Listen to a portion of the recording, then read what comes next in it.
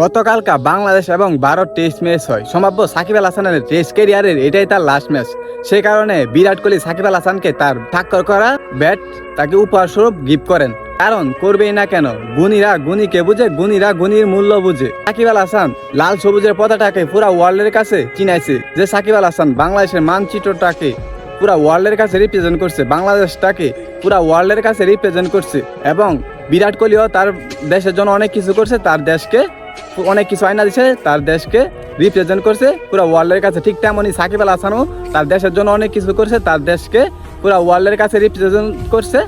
আর কিছু অকৃতজ্ঞ বাঙালি তার নামে ট্রোল করে, তার নামে ভুয়া মিথ্যা মামলা দিয়ে তাকে জেলে পাঠানোর জন্য চেষ্টা করে।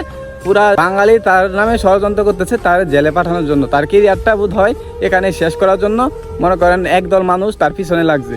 যে মানুষটা দীর্ঘ 18 বছর এত কিছু করছে, পুরা মানে ওয়ার্ল্ডের কাছে বাংলাদেশকে রিপ্রেজেন্ট করছে, বাংলাদেশের